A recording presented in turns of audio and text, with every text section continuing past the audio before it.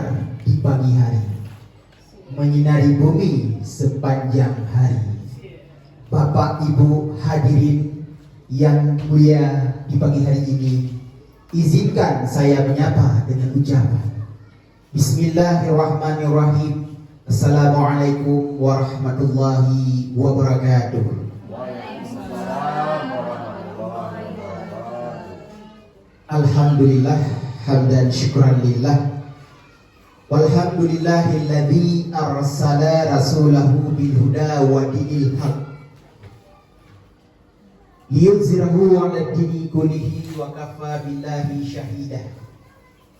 Asyhadu an la ilaha illallah wa asyhadu anna Muhammadan abduhu wa rasuluh la nabiyya wa la rasula ba'dah. Amma ba'du. Faqala Allah Ta'ala fil Qur'anil Karim wa huwa asdaqul qa'il. A'udzu billahi minasy syaithanir rajim. Bismillahirrahmanirrahim. Ya ayyuhalladzina amanu la tulhikum amwalukum wala auladukum an zikrillah. Wa man yaf'al dzalika faulaika hum syakirun. Sadaqallahul azim. Bapak Ibu hadirin yang saya muliakan, pertama sekali puji dan syukur kepada Allah Subhanahu wa taala yang mana oleh Allah tentunya selalu senantiasa melimpahkan kepada kita semua, yaitu dengan limpahan berbagai macam ragam nikmat. Namun di antara nikmat Allah yang telah kita nikmati pada hari ini, yang sangat teristimewa sekali merupakan nikmat iman, Islam, dan juga nikmat kesehatan. Dengan adanya nikmat tersebut, sehingga Bapak Ibu Dewan Guru yang terhormat di hari ini sungguh telah hadir di tempat yang mulia ini, yaitu SD Negeri 3 Idi Timur. Selanjutnya tidak lupa pula selawat diirinkan dengan salam selalu kita sajikan kepada baginda Nabi Muhammad Rasulullah Sallallahu Alaihi Wasallam. Sebagaimana yang telah kita ketahui bahwasanya Nabi Muhammad merupakan Rasul kita yang telah bersusah payah memperjuangkan agama yang suci murni, yakni agama Islam secara kafah di atas permukaan bumi ini, sehingga saat ini kita telah dapat memeluk agama Islam. Selanjutnya selawat diberikan salam juga kepada al dan sahabat beliau sekalian, juga kepada alim ulama mutaqaddimin serta alim ulama mutaakhirin yang masih diberi umur panjang oleh Allah Subhanahu wa taala. Hadirin Bapak Ibu yang saya muliakan, pada kesempatan kali ini sebelum kita memasuki ke acara, izinkan saya perkenalkan diri saya. Nama saya Bapak Jamaluddin SPD. Pada kesempatan ini saya selaku moderator di acara diseminasi budaya positif. Baiklah, untuk acara yang pertama kita langsung memasuki ke acara yang pertama, yaitu kata-kata sambutan oleh Ketua Kompel SD Negeri 3 Idi Timur yang akan dipaparkan oleh yang terhormat, yaitu Ibu Hasnidar SPD SD. Kepada Ibu saya silakan dengan segala hormat.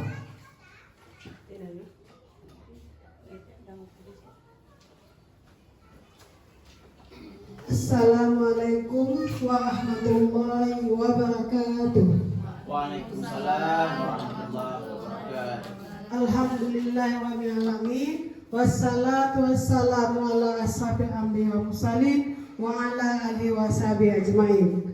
Pertama-tama marilah kita mengucapkan puji beserta syukur kehadirat Allah Subhanahu wa taala, yang mana Allah telah memberikan kita hari ini sehat badan, sehat pikiran, sehingga kita bisa berkumpul di ruangan yang sangat sederhana ini. Selawat seiring salam mari kita saling-salingkan ke pangkuan alam Nabi besar Muhammad sallallahu alaihi wasallam beserta sahabat dan keluarga sekalian.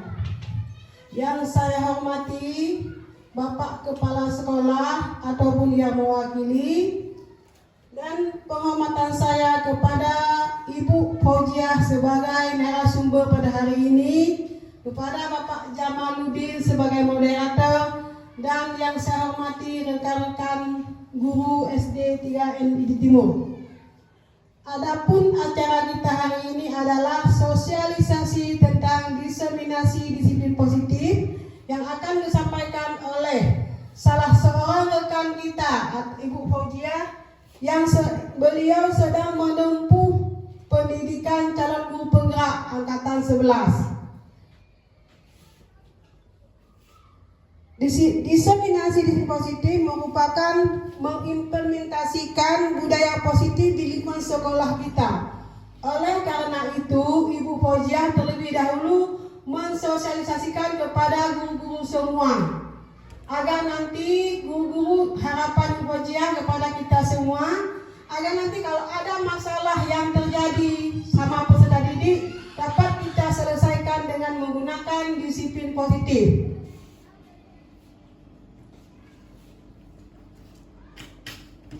Harapan dan pesan saya kepada Ibu Fauziah, teruslah berjuang dan tetap semangat dalam menyelesaikan tugas-tugas selama menempuh pendidikan calon guru penggerak.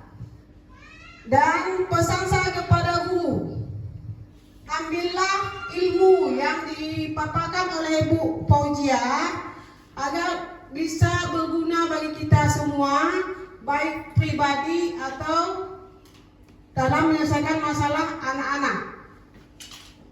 Semoga ilmu yang didapatkan bisa diterapkan di kelas, dan Ibu Fauziah menjadi inspirasi bagi guru-guru yang lain agar ikut mendaftar menjadi calon guru penggerak.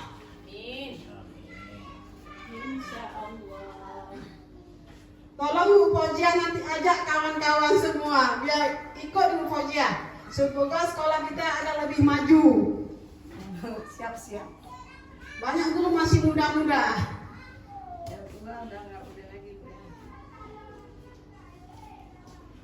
Untuk mempersingkat waktu, baiklah, kita persilakan Ibu Fauziah untuk memberikan sedikit pengertian atau arahan kepada guru-guru. Kepada Ibu Fauziah semua persilakan ya. Saya akhiri, wabillahi taufiq wal hidayah. Assalamualaikum warahmatullahi wabarakatuh. Baiklah, terima kasih saya ucapkan kepada Ketua Kompel SD Negeri 3 NID Timur, yaitu Ibu Hasnidar SPD SD. Baru saja kita dengarkan bahwasanya paparan dari beliau, bahwasanya semangat juang kembali ditujukan kepada Ibu Fauziah dan juga kepada rekan-rekannya agar termotivasi dalam mengikuti guru penggerak, agar murid-murid dapat memahami nantinya program daripada guru penggerak. Baiklah, selanjutnya acara yang kita nantikan ataupun acara yang kita tunggu-tunggu, yaitu acara pemuncak, akan disampaikan diseminasi budaya positif yang akan dipaparkan oleh Al-Mukarram, yaitu Ibu Fauziah SPD, calon guru penggerak angkatan ke-11. Kepada Ibu Fauziah, saya silakan dengan segala hormat.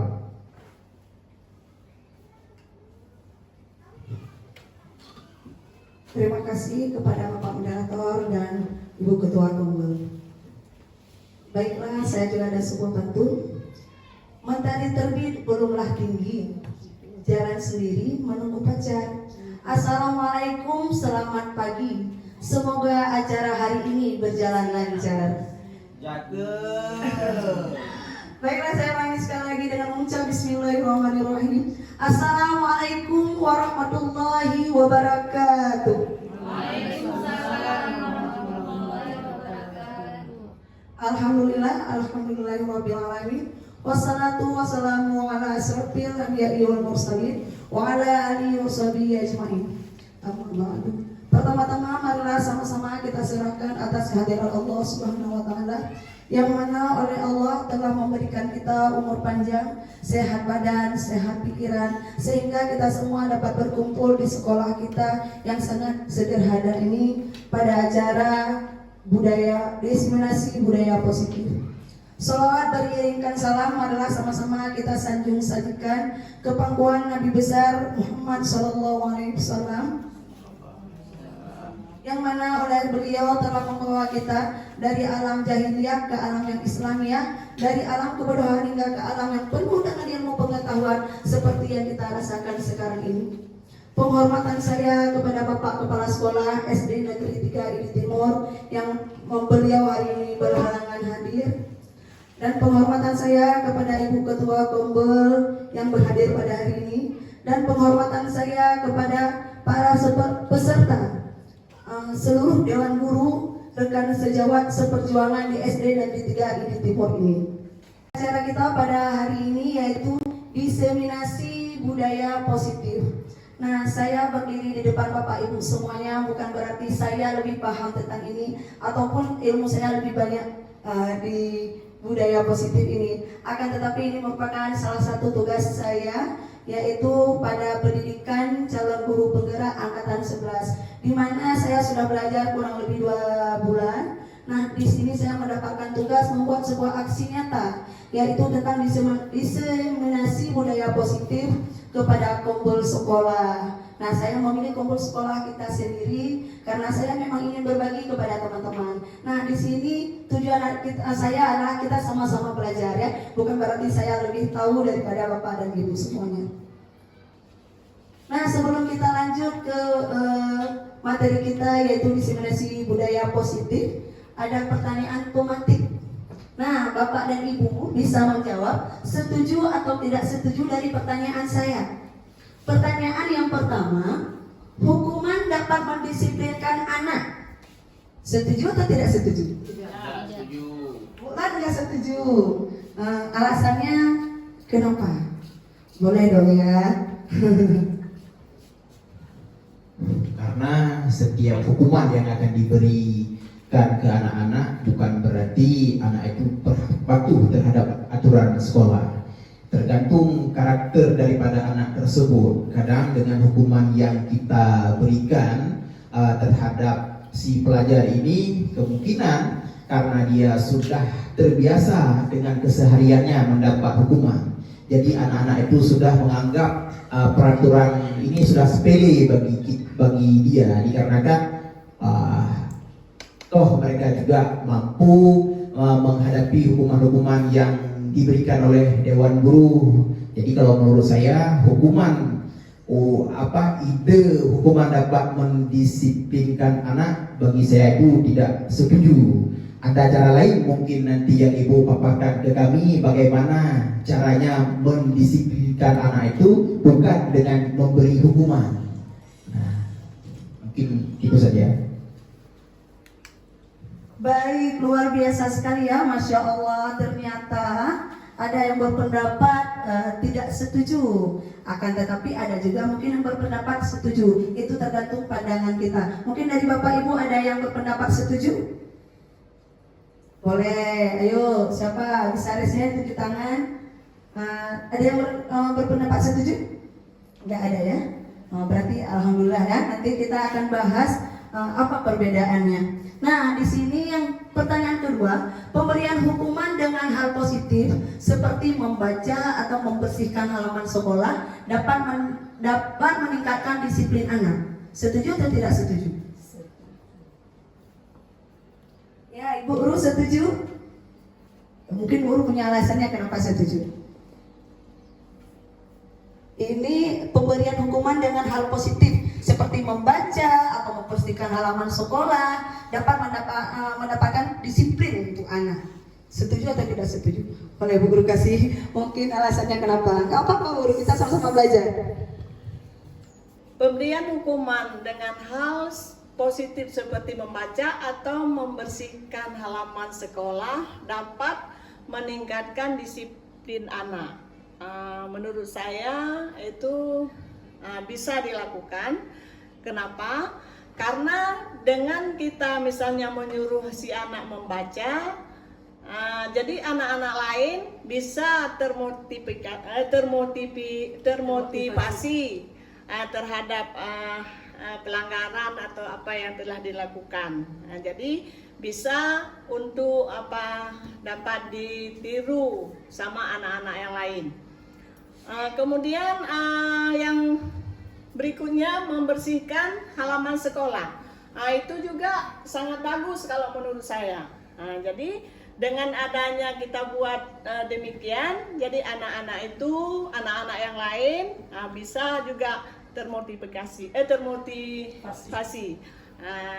Hanya itu saja. Mungkin ada kawan lain yang mau menambahkan. Baik, terima kasih Ibu Rubia.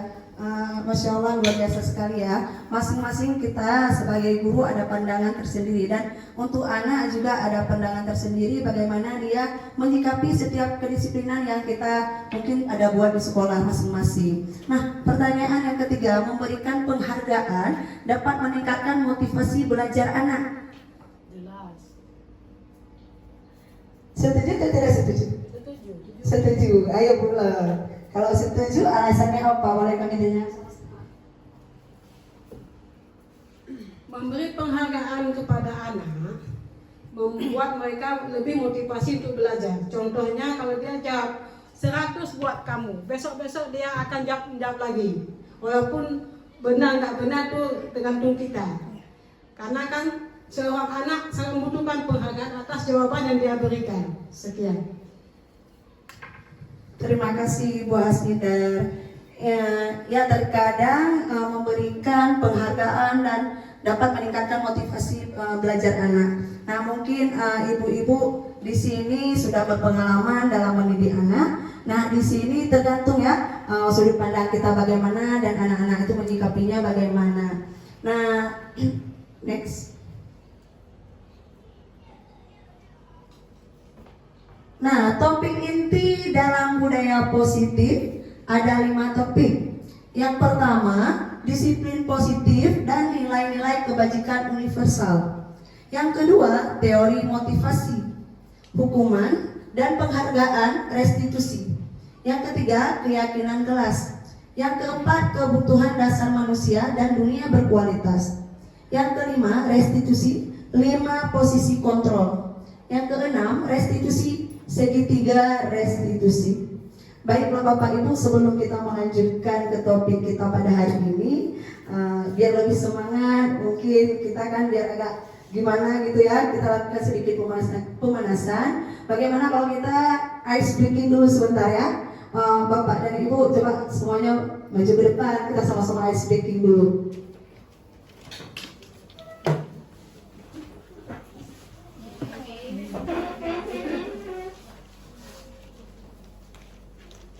Mana Bu berdirinya? Bentuk barisan aja Pak, satu baris aja boleh. Oh, kalau kita bentuk di kanan boleh karena ruangan kita sempit. Kanan aja. Boleh. Bu Ina boleh masuk di sini, mungkin Bu Ena juga boleh masuk di sini. Boleh masuk di sini. Nggak apa-apa, nggak sulit kok. Samping Ibu Pemadari. Nah, untuk arahannya, kita sering melihat binatang-binatang di sekeliling rumah kita. Nah, di sini ada ceritanya ayam. Kalau ayam biasanya kita kenal dengan ayam kukuruyuk ya. Seperti itu ya. Mak pasti udah tahu karena apa namanya? Kita sering kasih makan ayam di rumah ya. Nah, kalau bebek kue. Nah, kalau entok gini ya, kalau entok kan goyang. Nah, saya yang akan memberikan aba-aba, jadi Bapak dan Ibu yang menjalankannya ya. Ulangi Bu sekali lagi. Kalau ayam gimana Bu? Nah, di sini nanti sebelum kita mulai, saya akan tepu fokus sekali, konsentrasi ya. Kalau saya bilang tepu fokus, konsentrasi gitu ya. Itu ya lihat kita. Nah, kalau ayam itu kukuruyuk ya. Gerakannya gini Pak. Ayam kukuruyuk, bebek kue, entok goyang. Oke, kita mulai ya. Tepuk fokus. Oke, saya lagi sekali lagi. Tepuk fokus, konsentrasi. Oke, SD Negeri 3 di Timur mantap kan? Oke, ayam, Kuku, bebek, kue, entok. goyang. Sekali lagi, ayam, kuku, bebek, kue, entok, goyang. Sekali lagi, ayam, kuku, bebek, kue, entok, goyang. Oke, luar biasa. Bapak kembali duduk kembali ya. Ini sedikit biar kita merasa fresh kembali ya. Setelah seharian mungkin kita beraktivitas mengejar dan mendidik anak bangsa. Baiklah Bapak Ibu, kita lanjutkan ke materi kita.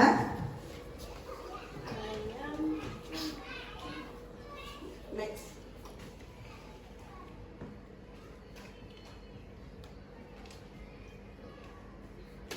Budaya positif. Mungkin dari kata-katanya kita sudah sering mendengar ya. Yang positif itu pasti yang baik-baik, kalimatnya yang bagus-bagus seperti itu kan. Cuman lebih memudayakannya saja. Nah, di sini budaya positif merupakan perwujudan dari nilai-nilai atau keyakinan universal yang diterapkan di sekolah. Budaya positif diawali dengan perubahan paradigma tentang teori kontrol. Selama ini barangkali kita sebagai guru merasa berkewajiban mengontrol perilaku siswa agar memiliki perilaku sesuai yang guru harapkan.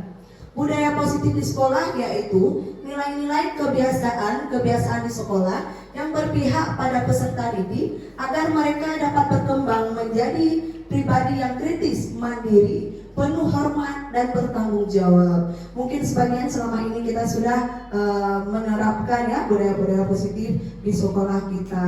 Nah, mungkin juga ada kadang kita mendisiplinkannya dalam berbagai cara. Nah, untuk selanjutnya bagaimana budaya positif yang sesungguhnya yang bisa nantinya kita terapkan ataupun kita perbaiki dari yang sudah selama ini kita jalankan, kita sama-sama belajar hari ini. Pembelajaran dengan paradigma baru. Pembelajaran paradigma baru atau kurikulum merdeka merupakan pembelajaran yang berorientasi pada penguatan kompetensi dan pengembangan karakter yang sesuai dengan dimensi profil belajar Pancasila. Next. Perubahan paradigma. Untuk membangun budaya positif, sekolah perlu menyediakan lingkungan yang positif, aman dan nyaman agar murid-murid mampu berpikir, bertindak, dan mencipta dengan merdeka, mandiri, dan bertanggung jawab. Lazimnya, disiplin dikaitkan dengan kontrol. Dalam hal ini, kontrol guru dalam menghadapi murid. Nah, perubahan-perubahan paradigma ini yang sesuai dengan kurikulum merdeka saat ini yang sudah kita jalankan. Nah, di sini terkadang kita guru sebagai pengontrol murid. Nah, untuk bagaimana guru mengontrol murid, apakah bisa dikontrol dan lain sebagainya, kita next lagi.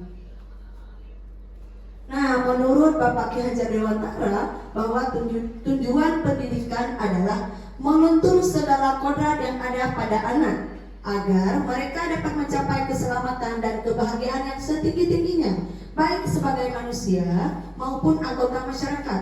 Oleh sebab itu, pendidik harus mampu menuntun tumbuh kembang hidup murid-murid dengan kekuatan kodrat yang ada pada anak, agar anak dapat memperbaiki laku, bukan dasarnya, hidup dan tumbuhnya kekuatan kodrat anak. Nah, di sini Bapak pendidikan kita mengatakan kalau kita itu harus mendidik anak-anak, yaitu dengan cara menuntun, membimbing sesuai dengan kodrat-kodrat anak.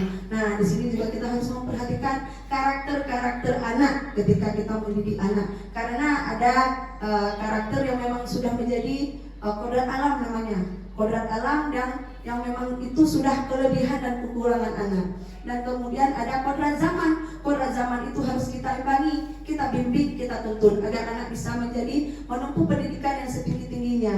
Jadi kita guru di sini menuntun sesuai dengan karakter anak masing-masing.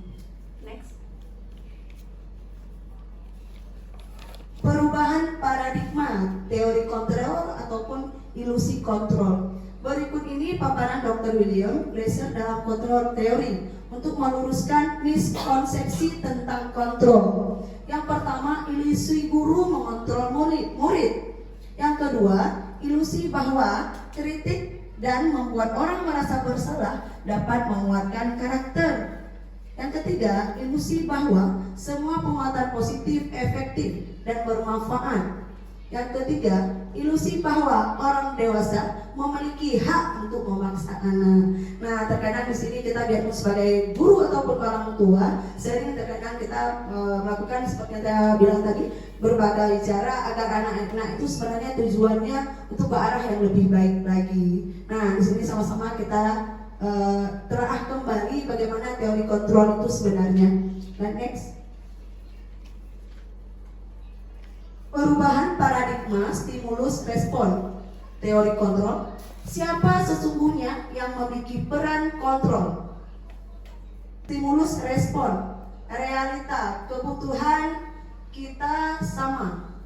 Teori kontrolnya, kebutuhan kita berbeda. Nah, kadang-kadang kita sebagai guru menganggap kebutuhan anak-anak itu sama. Nah, di sini dia harus bisa membaca sama kebutuhannya. Pada realitanya, anak-anak itu dibutuhkan, akan tetapi berbeda mungkin cara belajarnya. Nah, seperti sebenarnya saya butuh apa? Sama, semuanya ingin bahagia, tetapi ada yang lebih dibutuhkan, seperti misalnya Bu Hasnida, beliau lebih membutuhkan apa? Jadi teori kontrolnya kebutuhan kita itu berbeda. Apa makna disiplin?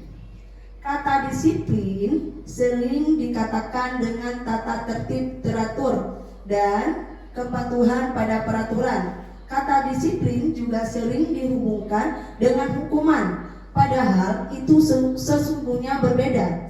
Karena belajar dengan disiplin tidak harus dengan memberi hukuman. Justru itu adalah salah satu alternatif terakhir dan jika diperlukan tidak digunakan sama sekali. Nah, terkadang kita sering memberikan hukuman kepada anak-anak ataupun peserta didik kita. Nah, sebenarnya kita tidak perlu memberikan hukuman. Kalau misalnya ada solusi-solusi yang lain yang bisa kita gunakan, misalnya memang udah sama sekali nggak bisa ditegur atau bagaimana, itu nggak ada pilihan baru bisa kita menggunakan hukuman. Ki Hajar Dewantara menyatakan bahwa untuk menghargai kemerdekaan atau pendidikan pada murid, sebaiknya kita yaitu melihat karakter anak masing-masing. Di mana anak itu kalau kita sudah mempelajari karakternya, karakter anak-anak itu berbeda, maka kita akan tahu apa yang dibutuhkan oleh anak. Jadi setiap anak itu kebutuhannya berbeda. Kembali lagi ke teori yang tadi. Jadi kebutuhan itu berbeda. Itu menurut Bapak Ki Hajar Dewantara. Anda tidak bisa mengontrol orang lain. Anda hanya yang bisa mengontrol diri Anda. Nah, ternyata di sini kita tidak bisa mengontrol orang lain. Kita hanya bisa mengontrol diri kita sendiri. Disiplin adalah kemampuan memerintah diri sendiri dalam mengontrol dan menguasai diri untuk memilih tindakan yang mengacu pada nilai-nilai yang kita hargai dengan penuh tanggung jawab tanpa perintah orang lain. Maksud dari nilai-nilai yang kita hargai adalah nilai-nilai kebajikan, sifat-sifat positif manusia yang merupakan tujuan mulia yang ingin dicapai setiap individu. Nilai-nilai kebajikan yang ingin dicapai oleh setiap anak Indonesia kita kenal dengan profil pelajar Pancasila. Nah, sesuai dengan kurikulum merdeka kita, nilai-nilai kebajikan yang ingin dicapai oleh anak yaitu tentang profil pelajar Pancasila, karena di situ sudah mencakup semuanya.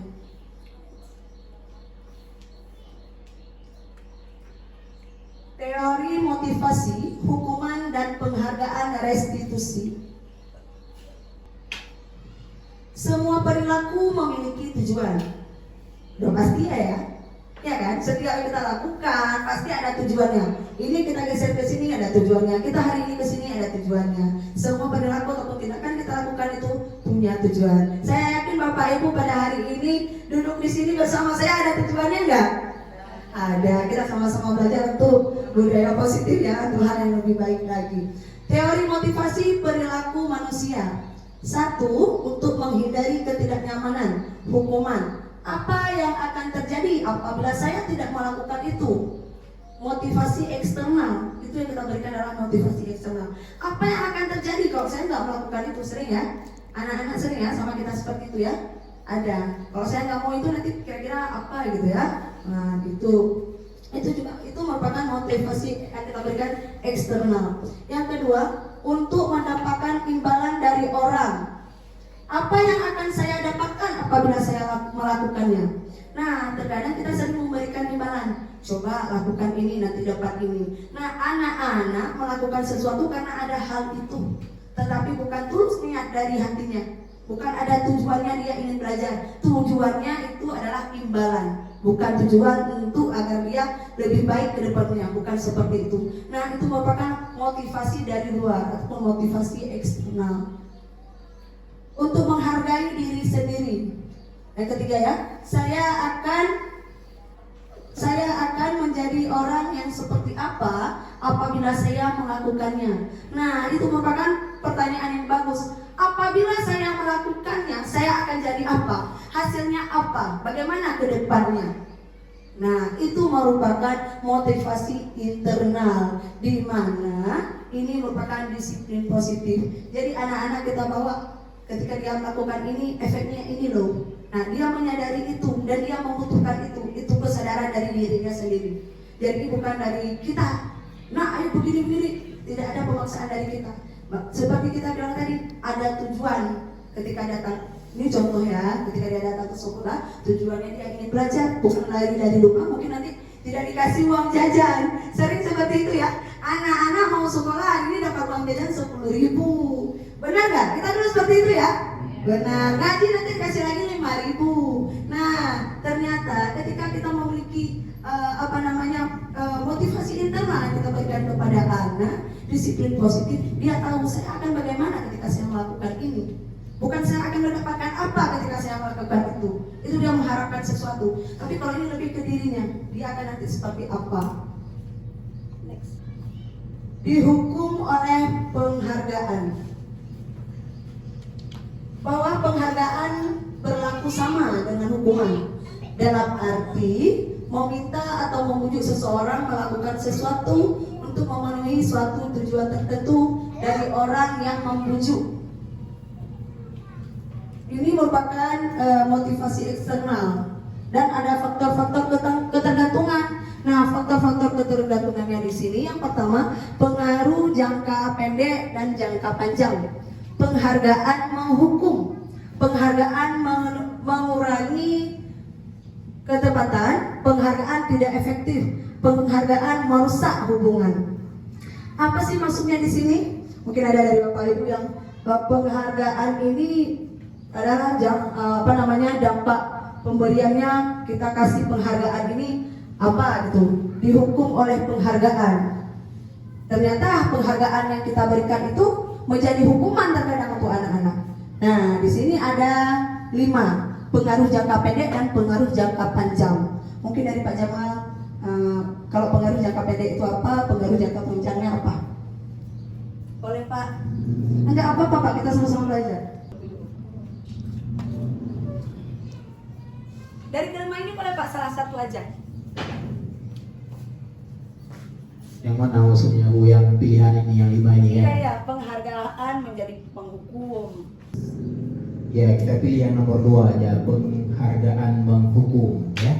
Terkadang ini maksudnya ketika kita beri sebuah penghargaan terhadap peserta didik, dalam artian kita beri hadiah dikarenakan dia mendapatkan nilai ataupun dalam menyelesaikan soal dia benar, sehingga kita para Dewan Guru memberi penghargaan kepada si yang mendapatkan reward ataupun hadiah tersebut.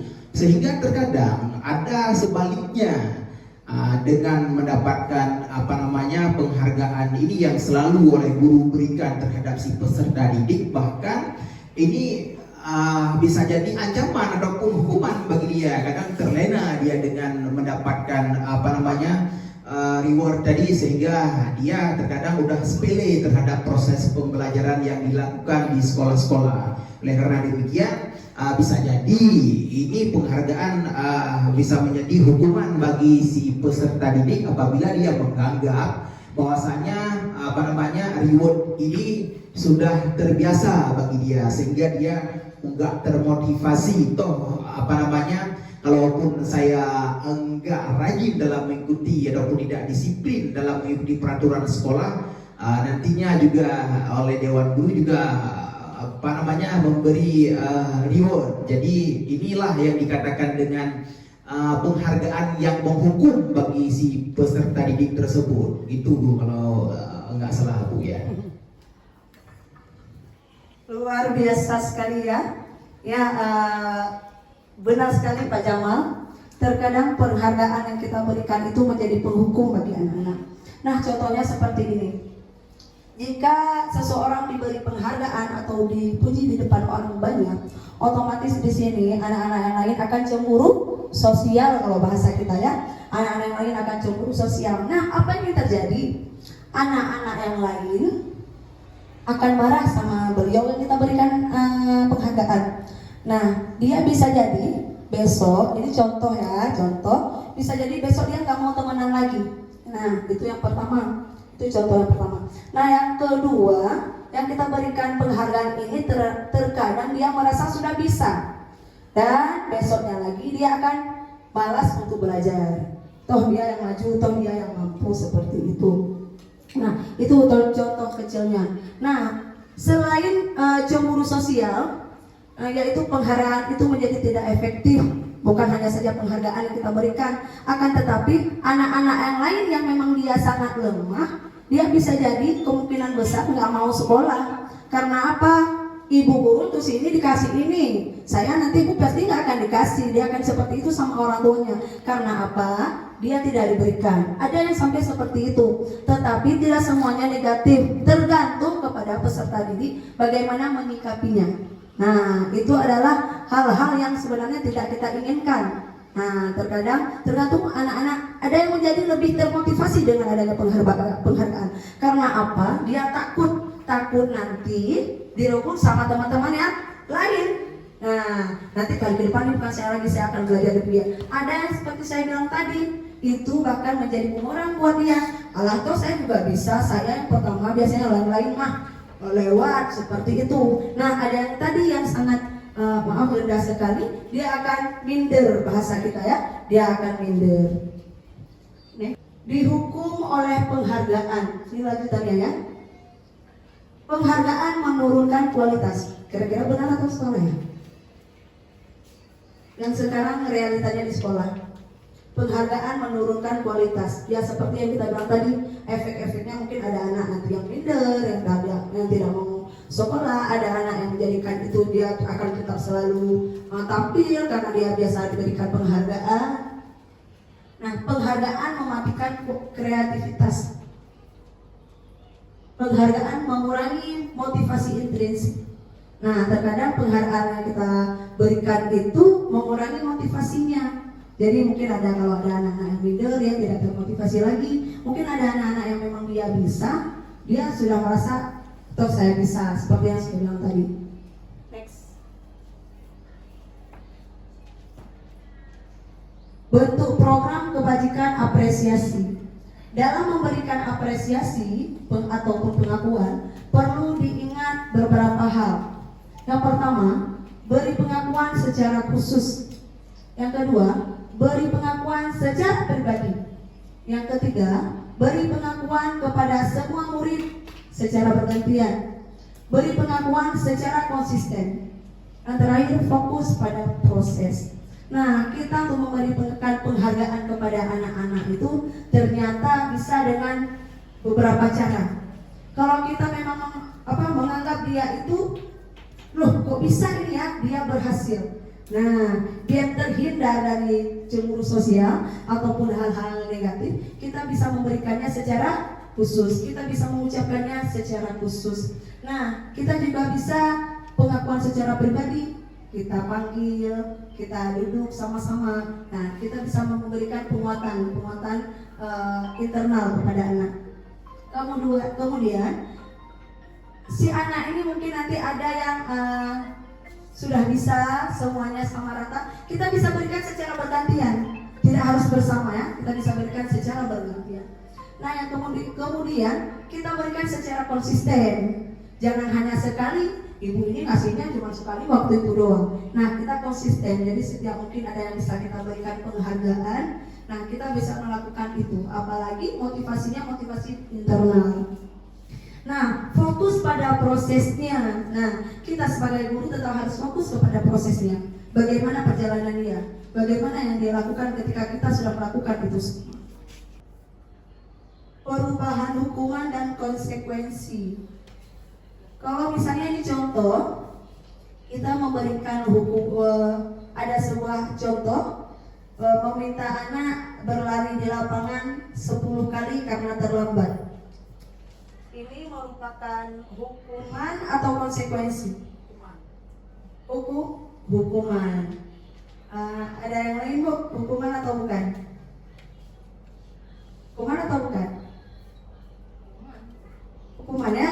Nah, baik, kita simpan dulu ya jawabannya. Selanjutnya, apabila kita meminta dia menggantikan kertas ulangan temannya yang sudah koyak. Hukuman apa konsekuensi?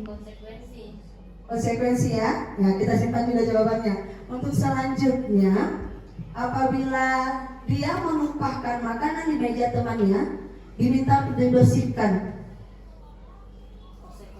Konsekuensi. Dan yang keempat, apabila dia diminta berlari 10 kali mengelilingi lapangan voli oleh guru olahraga karena dia terlambat, hukuman atau konsekuensi? Hukuman. Konsekuensi juga. Ya, konsekuensi ya. Nah, pertanyaan tadi saya yang pertama itu merupakan hukuman apabila dia berlari di lapangan selama 10 kali ya. Nah, karena dia terlambat, karena itu bermain dengan fisik ya. Nah, yang kedua tadi, apabila kita minta ganti ya, kita minta ganti kertas ulangannya yang sobek. Nah, itu merupakan konsekuensi. Karena apa? Kira-kira kenapa Bapak Ibu? Ini Mbak ini. Pertanyaan tadi berarti dia harus mengganti kertas jawaban yang disobek, ya kan? Berarti itu bukan hukuman, itu termasuk konsekuensi dia. Karena apa? Karena dia telah merobek kertas jawaban temannya. Otomatis temannya kan tidak mempunyai lagi kertas jawabannya. Berarti konsekuensi dia harus menggantikan yang punya teman yang disobek tadi. Itu menurut saya. Ya, luar biasa ya, benar sekali. Nah, itu merupakan sebuah konsekuensi di mana kita harus bertanggung jawab atas apa yang kita lakukan. Dan di sini dia konsekuensinya tidak menggunakan fisik. Nah, pertanyaan berikutnya, apabila dia menumpahkan makanan di meja ya, nah, dia disuruh harus bersih, itu harus dilap. Itu merupakan konsekuensi juga luar biasa. Iya, itu juga merupakan konsekuensi karena setiap tindakan yang dia lakukan ada konsekuensinya dan tidak menggunakan fisik ya. Nah, tadi ada satu lagi pertanyaan, di mana pertanyaannya dia diminta sama guru olahraganya harus berlari mengelilingi lapangan sebanyak 10 kali karena dia terlambat. Nah, itu merupakan hukuman atau konsekuensi? Konsekuensi. Ada yang jawab hukuman, ada yang jawab konsekuensi. Kenapa Pak Jamal jawabnya hukuman? Memang kalau guru PJOK itu kan lebih identiknya ke olahraga. Lari itu jenisnya olahraga. Tapi sifat hari ini yang terjadi, si anak ini merupakan bukan aktivitas dari PJOK-nya, bukan materi dari pelajaran, melainkan di luar prosedur pelajaran. Artinya anak ini kenapa disuruh lari? Karena keterlambatan, bukan dalam proses belajar mengajar. Makanya kalau menurut saya ini sama juga halnya apabila murid lain terlambat, yang selain daripada pelajaran PJOK juga di seluruh hari, seperti poin yang pertama tadi, artinya hukuman. Nah, apa bedanya kalau misalkan guru PJOK memberi dia hukuman dengan menyuruh peserta didik untuk berlari keliling lapangan dengan 10 kali. Itu saya rasa hukuman. Cuma yang pastinya kita sekarang udah ada di tengah-tengah kita guru penggerak. Biar nanti ibu inilah yang jelaskan kepada kita yang mana yang betul, apakah itu hukuman ataupun konsekuensi. Jadi menurut saya demikian. Terima kasih. Baik, luar biasa ya. Masing-masing kita punya pandangan tersendiri ya. Tadi kalau Bu Ainun menjawab itu sebagai konsekuensi ya Bu Ainun ya. Kenapa Bu Ainun menjawab itu sebagai konsekuensi? Gak apa-apa Bu Ainun. Ya, kalau menurut saya Bu ya, karena ini kan guru PJOK ya kan. Mengapa saya jawab konsekuensi? Karena mungkin dengan disuruhnya datang terlambat, hukumannya disuruh berlari keliling lapangan mungkin sebagai mungkin pemanasan ya, mungkin pemanasan bagi anak yang terlambat tersebut. Kalau misalnya guru kelas atau guru agama yang menyuruh keliling kelas itu mungkin sebagai hukuman. Kalau menurut saya Bu ya, kalau guru olahraga itu ada konsekuensi Bu. Itu saja Bu. Baik, terima kasih Bu Ainun, luar biasa sekali ya. Wah, ini mulai panas ini ya. Nah, di sini saya mencoba meluruskan ya. Masing-masing guru itu kita pribadi memiliki sudut pandang tersendiri. Nah, di sini anak-anak diminta mengelilingi lapangan sebanyak 10 kali pada pelajaran PJOK karena dia terlambat. Nah, kenapa sih ini Pak Jamal menganggap ini sebuah hukuman? Karena apa? Toh karena dia terlambat dia main fisik gitu ya. Nah, Bu Ainun menjawab ini bukan sebuah hukuman karena dia minta terlambat, jadi itu dianggap sebagai sebuah pemanasan. Nah, di sini kenapa Bapak olahraganya PJOK-nya meminta anak-anak itu untuk mengelilingi lapangan sebanyak 10 kali.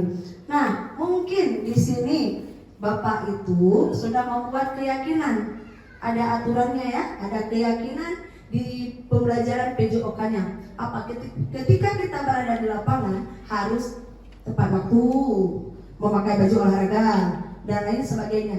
Nah, mungkin mereka sudah memiliki kesepakatan apabila terlambat bisa disuruh keliling lapangan. Dan itu juga sebagai pemanasan ya. Biasanya kalau olahraga itu ada lari-lari kecil mengelilingi lapangan, itu sebagai pemanasan. Nah, itu merupakan konsekuensi, tergantung sudut pandangnya ya, tergantung sudut pandangnya. Ini kebetulan ini pelajaran olahraga, dia perlu pemanasan, mereka memiliki keyakinan sehingga mereka bisa disuruh anak-anak untuk mengelilingi lapangan. Seperti itu Pak Jamal ya.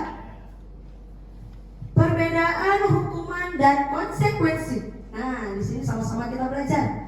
Apa sih perbedaan hukuman dan konsekuensi? Hukuman sesuatu yang menyakitkan harus terjadi. Yang kedua, membuat anak-anak sakit fisik maupun hati untuk jangka waktu lama. Yang ketiga, anak-anak membenci kedisiplinan. Benar ya, banyak yang benci sama kedisiplinan.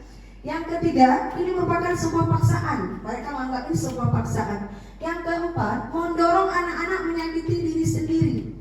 Jadi mungkin anak-anak agak kesal sendiri, jadinya menyakiti diri sendiri.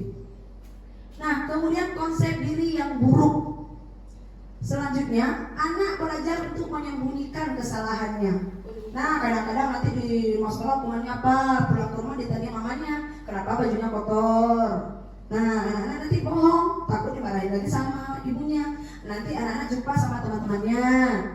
Nanti dia malu, dia bohong lagi sama temannya. Nah, yang selanjutnya marah, rasa bersalah, dipermalukan, merasa tak dihargai. Ya, terkadang anak-anak itu marah sama kita yang memberikan hukuman dan dia merasa bersalah. Kalau dia sering menyetir orang tua, dia akan merasa bersalah dan dia merasa dipermalukan di depan teman-temannya. Sering anak-anak merasa dipermalukan di depan teman-temannya dan merasa tak dihargai. Nah, konsekuensi. Kita lihat dari sudut pandang konsekuensi. Yang pertama, sesuatu harus terjadi. Yang kedua, membuat anak merasa tidak nyaman dalam jangka waktu pendek. Yang ketiga, anak-anak menghargai disiplin. Yang keempat, stimulus tanggapan. Yang kelima, mendorong anak agar mudah menyesuaikan diri. Yang keenam, konsep diri yang baik. Yang ketujuh, anak belajar untuk mematuhi peraturan. Yang kedelapan, kehilangan hak dibuat tidak nyaman, diasingkan untuk sementara. Nah, jelas berbeda sekali ya. Jelas berbeda sekali. Nah, hukuman itu terkadang negatifnya untuk anak-anak yang bagaimana menyikapinya. Kalau konsekuensi, mudah-mudahan termotivasi anak-anak untuk melakukan hal baik ke depannya. Next. Nah, ini materi kita yang selanjutnya. Ini udah materi yang ketiga ini. Keyakinan kelas. Sebelum saya melanjutkan, ada nggak Bapak Ibu yang sudah membuat keyakinan kelas? Ada ya? Ada beberapa yang sudah membuatkan keyakinan kelas. Nah, keyakinan kelas, mengapa tidak peraturan saja? Mengapa harus keyakinan kelas? Kalau keyakinan kelas itu bukan guru yang Ya Bu Ainun? kalau menurut saya bukan. Kalau keyakinan kelas itu berarti itu kesepakatan bersama, bukan hanya guru yang membuat peraturan. Berarti sama-sama guru dengan murid membuat keyakinan. Misalnya masuk ke kelas itu harus tepat waktu, itu juga termasuk dalam keyakinan kelas. Kami buat seperti itu, Bu. Berarti kesepakatan bersama antara guru dengan murid, bukan guru yang memberikan suatu peraturan ya, bukan guru yang memberikan, tapi semua murid. Itu menurut saya, Bu. Terima kasih Bu Ainun, luar biasa sekali ya. Benar. Kenapa harus keyakinan kelas? Kenapa kita tidak menggunakan peraturan kelas ya? Di mana keyakinan itu sama seperti yang Bu Ainun katakan, keyakinan itu kita buat bersama-sama. Jadi kita ngajak anak-anak, ayo nak kita buat kesepakatan. Jadi memang nanti kesepakatan itu timbul dari anak-anak. Kemudian kita kesepakati secara bersama. Nah, kalau peraturan itu kita buat sebelah pihak ya, dari kita, kemudian kita tertibkan kepada anak-anak. Nah, ini yang sering terjadi di lingkungan kita. Sehari-hari kita sering naik motor, sering naik mobil, dan lain sebagainya. Mengapa kita memiliki peraturan harus menggunakan helm bila mengendarai kendaraan roda 2? Kira-kira kenapa Bapak Ibu kita harus pakai helm? Iya, benar sekali. Setiap kita mau tujuannya kemana, kita pengen sampai dengan selamat. Itu peraturannya. Kenapa ada peraturannya seperti itu ya? Dan pertanyaan yang kedua, mengapa kita memiliki peraturan 3M? Menggunakan masker, mencuci tangan, dan menjaga jarak 1,5 meter pada saat pandemi COVID. Demi mencegah virus, demi kesehatan kita ya. Ya, itu seperti itu. Karena apa? Wabahnya terlalu banyak, maka dibuat peraturan ya. Itu peraturan karena itu terlalu banyak sekali. Nah, yang pertanyaan ketiga, mengapa kita memiliki peraturan? Harus datang tepat waktu pada saat mengikuti pelatihan. Kenapa kalau kita ikuti pelatihan? Datang tepat waktu ya, seperti itu. On time ya, ada peraturan yang seperti itu. Dari Bu Hasnia mungkin, kenapa kita sendiri harus datang tepat waktu? Ini di hari pertama atau hari kedua? Seterusnya. Karena pada saat pelatihan. Kalau di hari kedua, sesudah mengikuti pelatihan, kita udah sepakat sama narasumber, besok kita masuk jam 8 tem katanya kan. Berarti udah sepakat semua, nggak ada lagi yang terlambat. Begitu menurut saya.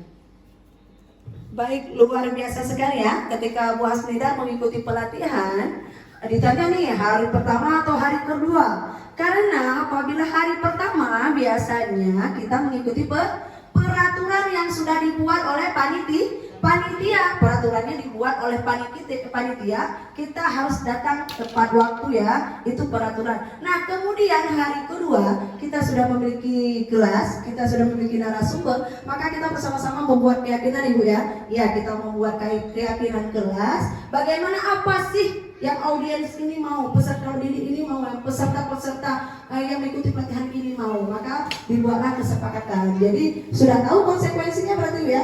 Iya, udah tahu konsekuensinya di hari kedua ya. Next. Keyakinan kelas, nilai-nilai keselamatan atau kesehatan inilah yang disebut sebagai suatu keyakinan. Seseorang akan lebih tergerak dan bersemangat untuk menjalankan keyakinannya daripada hanya sekedar mengikuti serangkaian peraturan tertulis tanpa makna. Next. Pembentukan keyakinan sekolah atau kelas. Karena kalau untuk sekolah itu berarti seluruh warga sekolah. Kalau kelas berarti di kelas masing-masing, itu perbedaannya ya. Keyakinan kelas bersifat lebih abstrak daripada peraturan yang lebih rinci dan konkret. Keyakinan kelas berupa pernyataan-pernyataan universal menggunakan kalimat-kalimat yang lebih positif. Keyakinan kelas hendaknya tidak terlalu banyak. Keyakinan kelas sebaiknya sesuatu yang dapat diterapkan di lingkungan tersebut. Semua warga kelas hendaknya ikut berkontribusi dalam pembuatan keyakinan kelas lewat kegiatan curah pendapat. Selanjutnya, bersedia meninjau kembali keyakinan kelas dari waktu ke waktu. Nah, keyakinan kelas ini yang biasanya kita sudah buat ya. Ada beberapa yang sudah buat. Berarti keyakinan kelas ini semuanya memberikan pendapat bagaimana yang cocok, disiplin yang bagaimana yang cocok. Nah, di situ setelah kita membuat keyakinan, kita tidak langsung menjadikan itu sebuah keyakinan.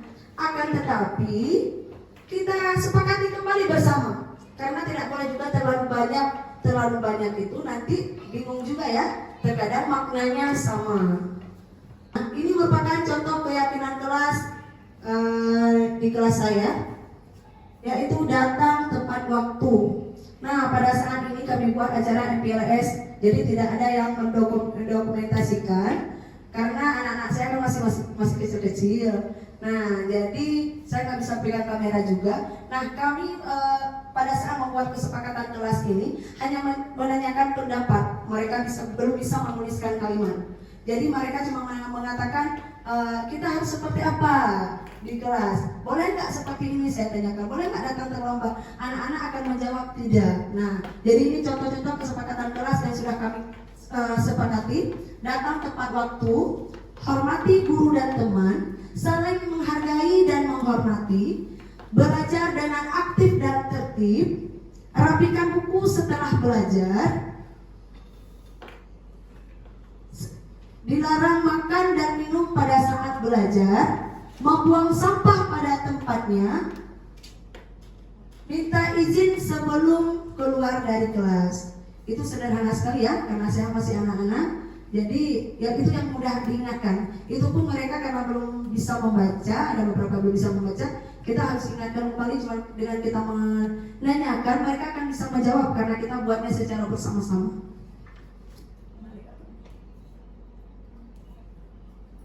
Nah, sekarang kita masuk ke materi selanjutnya. Kebutuhan dasar manusia. Kebutuhan dasar kita ya. Apa sih kebutuhan dasar kita? Realita kebutuhan kita itu berbeda. Kita berusaha memahami pandangan orang lain tentang dunia.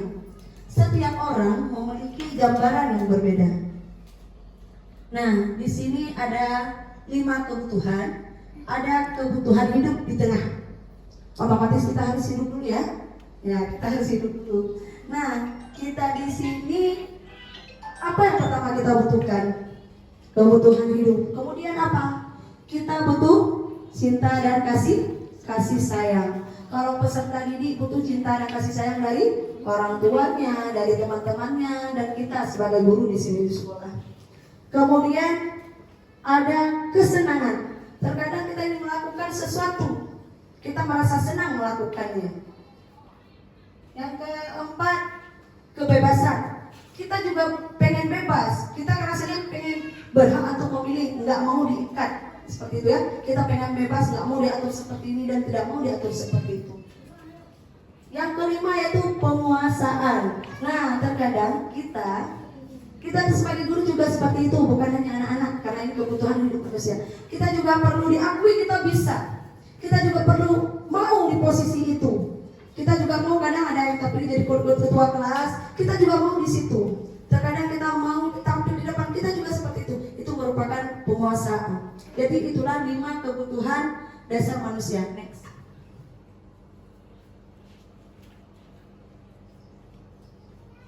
Nah, ini merupakan pertanyaan tematik dari yang saya jelaskan barusan. Ini ada pertanyaan tematiknya, ada sebuah contoh cerita. Ibu Ambar, guru wali kelas 2A di SD Pelita Hati, sedang bingung menghadapi ulah salah satu murid di kelasnya. Beberapa anak di kelas 2A telah datang padanya dan mengeluhkan Doni yang seringkali meminta bekal makan siang mereka dengan paksa. Jika Anda menghadapi situasi seperti Ibu Ambar, apa yang akan Anda lakukan? Menurut Anda, kira-kira apa alasan Doni melakukan hal itu? Sering ya, kadang-kadang kita lihat anak-anak itu ya meminta makanan temannya. Ada yang meminta secara paksa, ini dia memintanya secara paksa. Nah, apa yang akan kita lakukan apabila ada laporan seperti itu pada kita? Ya, dan ini kira-kira apa alasan Doni? Kenapa dia seperti itu? Dari 5 kebutuhan dasar tadi, nah, mana yang termasuk ini itu Doni? Dan Bapak Ibu harus seperti apa? Mungkin Bu Hasnidar. Power itu. Oh, coba ini ya, ada jawaban dari Pak Jamal. Kita dengarkan dulu jawaban dari Pak Jamal.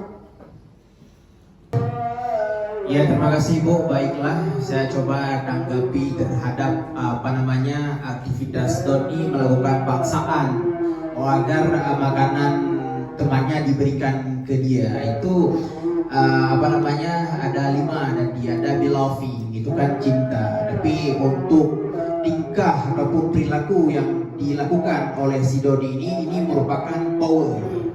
Nah, power itu kan kekuasaan. Jadi dia menganggap bahwasanya dia powerful di sana. Istilahnya dia memiliki kekuasaan penuh.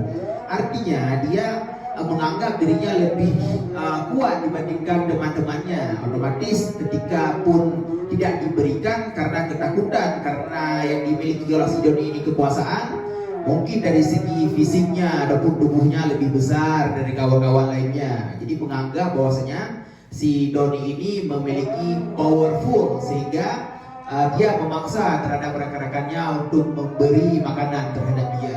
Itu saya rasa dari beberapa tadi saya ambil di power. Nggak mungkin di beloving, kalau kecintaan nggak mungkin dia memaksa terhadap kawannya. Nah itu. Terima kasih Pak Jamal, luar biasa sekali jawabannya ya. Nah, di sini yang dibutuhkan oleh Doni benar sekali. Doni dia penguasaan ya. Dia merasa dia kuat jika dia meminta paksa punya teman-temannya. Tetapi Doni di sini juga dia ada beberapa yang sudah kita jalani di sekolah, kasus-kasus di sekolah. Biasanya anak-anak murid-murid yang seperti itu ataupun anak-anak yang seperti itu, dia membutuhkan kasih sayang dari orang tuanya ya. Ada sebagian yang seperti itu. Tergantung sudut pandangnya bagaimana. Kadang dia keluarganya tidak utuh ataupun broken home, dia berarti membutuhkan kasih sayang. Nah, dan juga bisa jadi dia membutuhkan kebebasan. Terkadang menu di rumah itu saja. Jadi ketika dia melihat menu temannya itu lebih enak menurut dia, maka dia pengen, jadi meminta paksa. Maka imbasnya menjadi penguasaan. Jadi dia merasa mampu meminta paksa punya orang lain. Seperti itu ya. Terkadang kan ada nih, sering ya anak-anak kita ya kurang kasih sayang dari orang tua. Jadi tindakan-tindakan negatif yang dia lakukan itu, kalau dia ke sekolah ya imbasnya di sekolah. Kalau ada teman-temannya di samping ya imbasnya teman-teman yang di samping. Nah itu ya tentang tadi 5 kebutuhan dasar manusia ya. Ada yang pertama dari kebutuhan hidup, kasih sayang, kesenangan, kekuasaan, dan kebebasan. Terkadang kita sebagai guru juga pengen bebas ya, pengen bebas, nggak diatur-atur seperti ini. Kita pengen bebas berpendapat, tidak dilarang-larang, seperti itu ya. Akan tetapi halnya itu ke arah yang positif, bukan ke negatif yang bisa mengganggu orang lain seperti Doni tadi.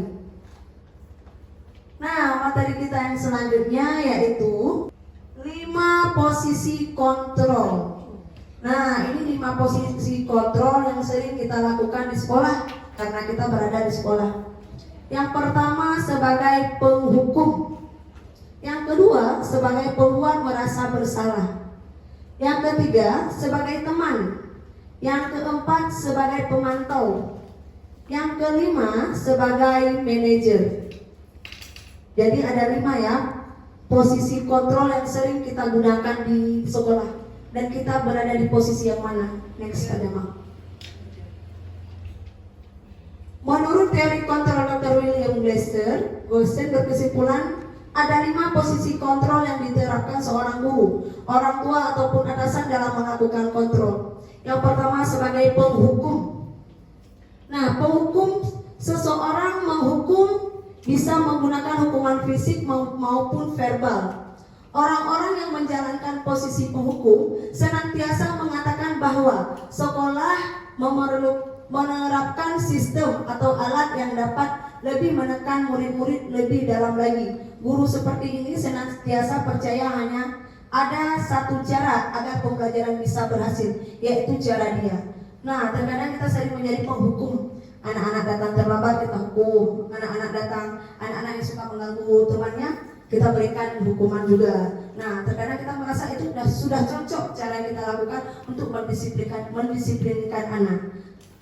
Yang selanjutnya, pembuat merasa bersalah. Pada posisi ini biasanya guru akan bersuara lebih lembut. Membuat orang merasa bersalah akan menggunakan keheningan yang membuat orang lain merasa tidak nyaman, bersalah atau rendah diri. Di posisi ini, murid akan memiliki penilaian diri yang buruk. Dia merasa dirinya gagal. Terkadang kita sering kita lakukan sama anak-anak ya. Nah, coba anak saya nggak sama ibu. Kenapa kamu selalu seperti ini? Kenapa kamu nggak mau ini? Ibu sudah bersusah payah biar kamu tetap bisa sekolah di sini. Kalau misalnya dia sudah melakukan kesalahan sampai beberapa kali. Nah, anak-anak itu terkadang dia merasa kalau dia itu berarti membuat kecewa orang lain. Dia merasa bersedih. Dia merasa tidak dihargai. Dia merasa tidak ada sesuatu yang dia punya gitu, yang lebih gitu ya. Nah, itu membuat merasa bersalah. Walaupun suara kita itu dengan lemah lembut, akan tetapi itu membuat anak itu merasa bersedih, ya, bukan untuk hal yang untuk meningkatkan diri dia ke depannya. Next.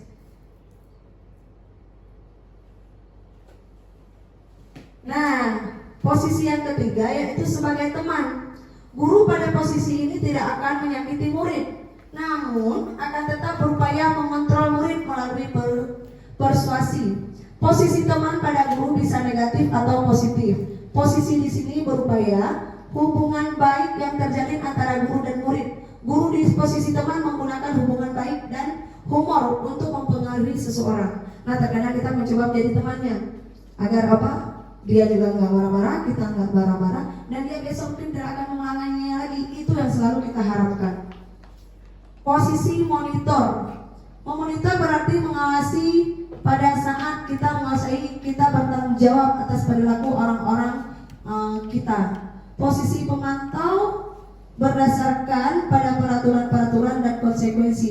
Dengan ini kita sering mengingatkan sanksi-sanksi pada anak. Kalau pemantau seperti itu, kita sering memanggil anak, kita mengingatkan apa yang harus dia jalankan, konsekuensinya apa, hanya sampai di situ saja.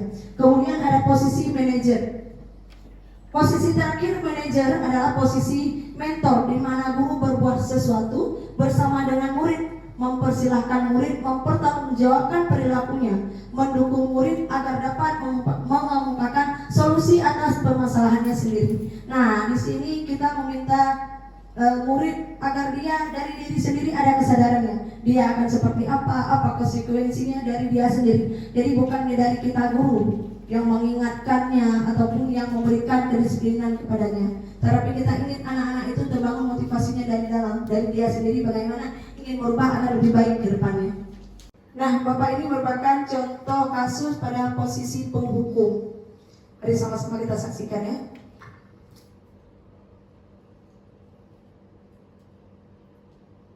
Nah, di sini seorang guru memanggil muridnya yang terlambat. Kemudian dia menginterogasi muridnya, kamu lagi-lagi selalu terlambat. Nah, muridnya meminta maaf. Akan tetapi ibu gurunya tidak mau mendengarkannya. Kenapa selalu terlambat? Dia tetap pada pendapatnya, murid itu tidak boleh terlambat. Nah, dia nggak mau mendengarkan alasan dari muridnya. Dia tetap pada prinsipnya. Nah, dia meminta muridnya untuk berkeliling lapangan basket, karena itu merupakan sebuah hukuman. Memang peraturannya sudah ada di sekolah, jadi muridnya harus melakukan dan mengikuti peraturan yang ada di sekolah.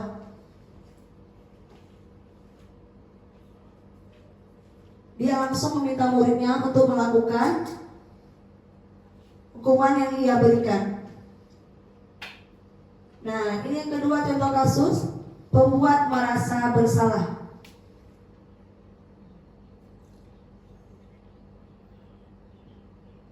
Nah, ibu ini melihat muridnya yang datang terlambat, kemudian ia memanggilnya dengan kata-kata dan kalimat yang lemah lembut. Ia menanyakan kepada muridnya, kenapa ia selalu terlambat. Selalu senang sekali membuat ibu susah. Karena dia seorang wali kelas, jadi dia merasa takut dan kecewa, seakan-akan dia tidak bisa membina muridnya.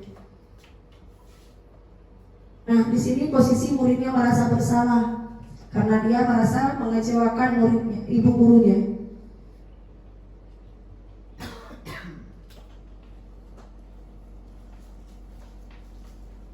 Nah, ibu gurunya selalu berusaha untuk membuat muridnya sadar bahwa dia mengecewakannya, karena dia telah berusaha untuk melakukan yang terbaik kepada muridnya.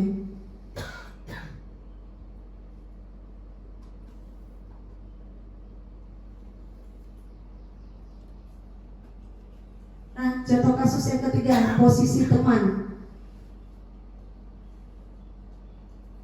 Nah, ibu guru di sini melihat seorang murid yang datang terlambat, kemudian ia memanggilnya dengan kalimat ramah. Ia berkomunikasi dengan muridnya, menanyakan kenapa selalu terlambat.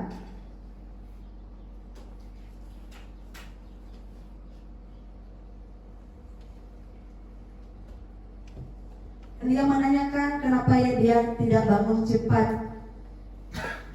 Tetapi kalimat-kalimat yang dia gunakan yaitu sebagai teman, sehingga murid merasa nyaman dan memintanya untuk tidak mengulanginya kembali.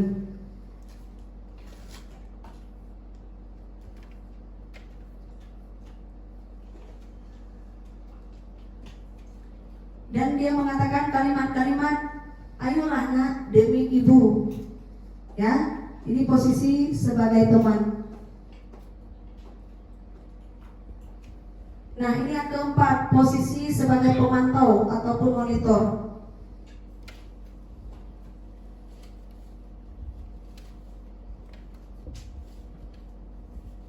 Sama halnya, seorang guru melihat anaknya yang datang terlambat, kemudian dia memanggilnya.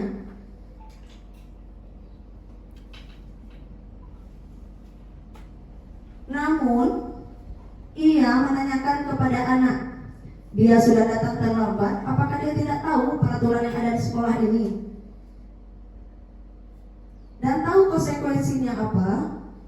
Kemudian si anak mengangguk iya. Dan ia meminta si anak untuk melakukan dan mengerjakan konsekuensinya. mengingatkan anak agar tidak datang terlambat lagi. Nah, ini posisi yang kelima, yaitu posisi manajer. Kasusnya masih sama, yaitu seorang anak datang terlambat dan ibu guru melihat siswa tersebut.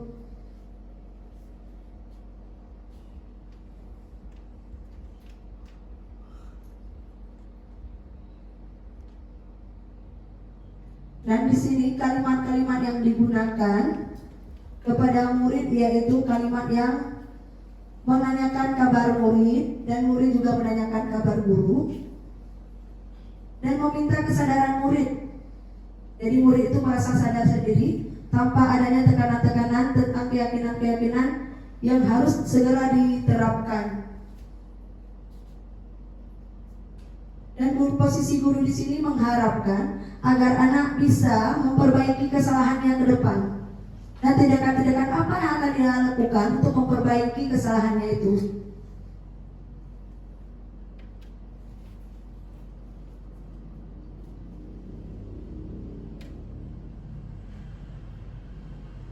Nah, di sini anak memiliki solusi bahwasanya dia akan menghidupkan alarm agar dia besok pagi tidak telat lagi bangun tidur dan bisa cepat ke sekolah tepat waktu.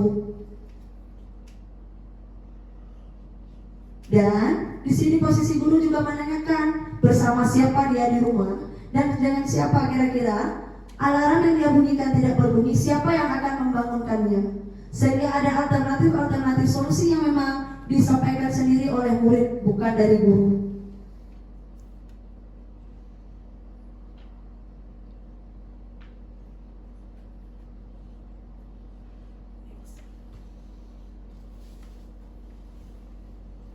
Nah, Bapak Ibu, itulah 5 contoh kasus yang sering terjadi di sekolah kita.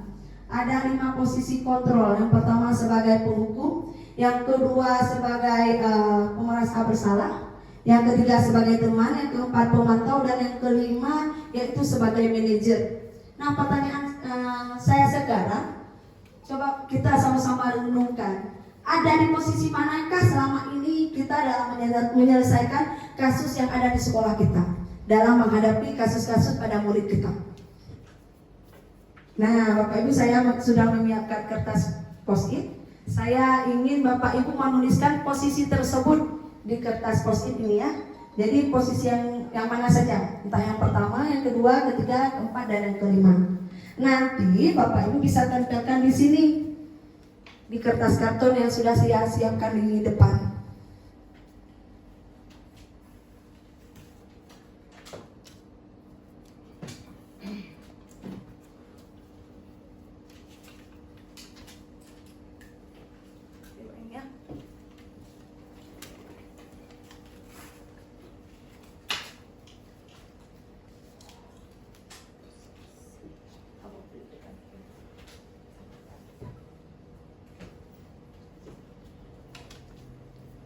Ibu juga.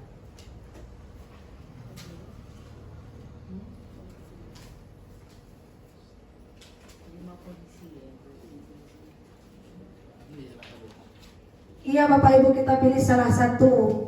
Bagaimana selama ini kasus-kasus yang kita selesaikan di sekolah bersama dengan murid kita?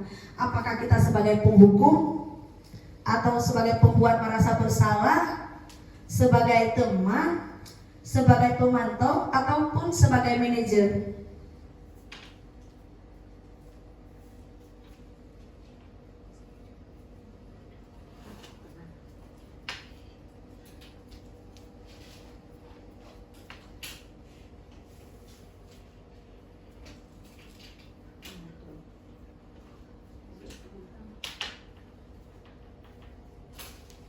Yang sudah siap Bapak Ibu bisa ditempelkan ke depan.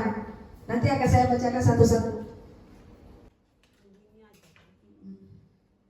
Iya, di antara kelima itu yang mana yang sering kita gunakan? Gak usah semuanya. Boleh dua. Kadang kita sering menggunakan 3, tergantung kondisi kan. Kita menggunakan posisi kontrol itu tergantung kondisi kasusnya seperti apa.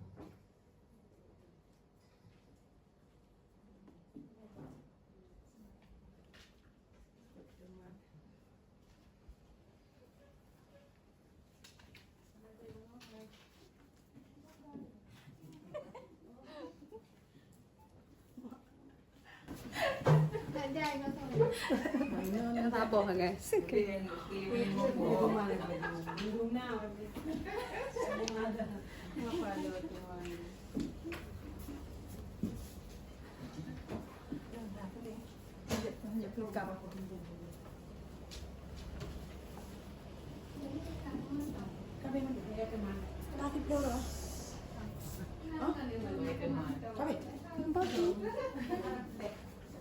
Hendrik Anda punya suara, Anda yang watak kok, ha?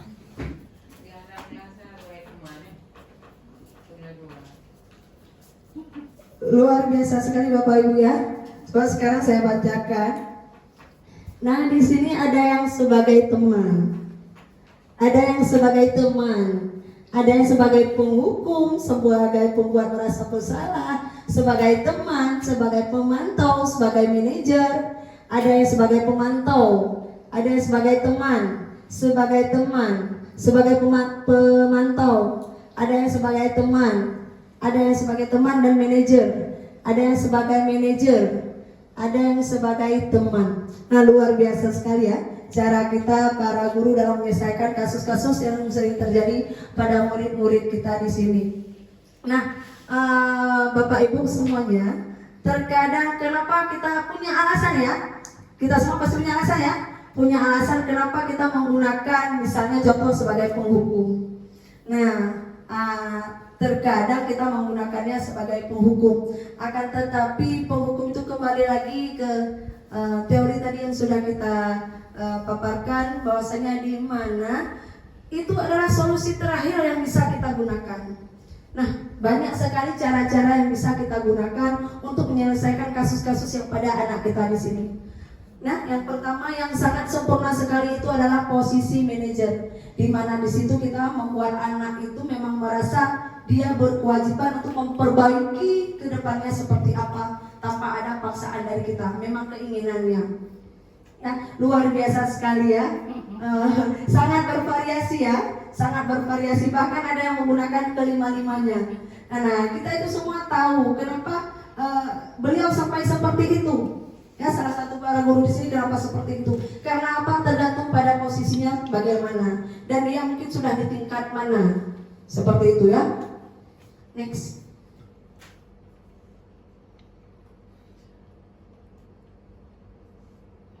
Nah, materi kita selanjutnya yaitu segitiga restitusi.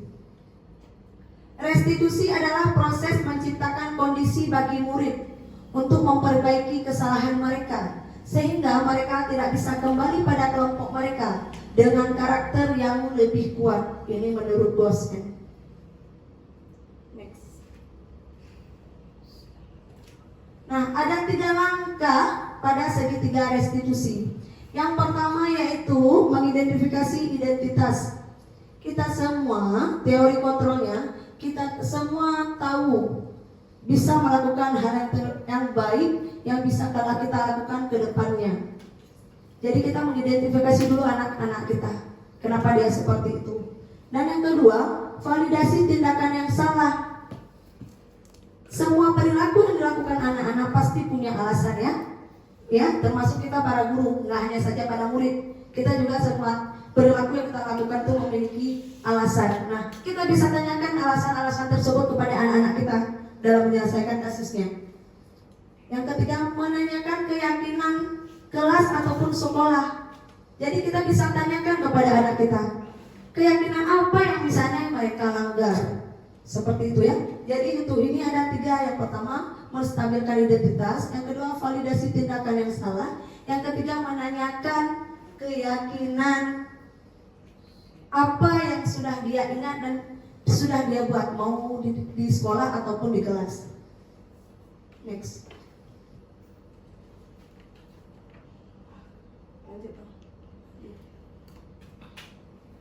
Nah, Bapak Ibu, kembali lagi. Bagaimana selama ini Bapak atau Ibu menyelesaikan permasalahan siswa Bapak atau Ibu di sekolah? Apakah selama ini Bapak atau Ibu sudah menggunakan segitiga restitusi?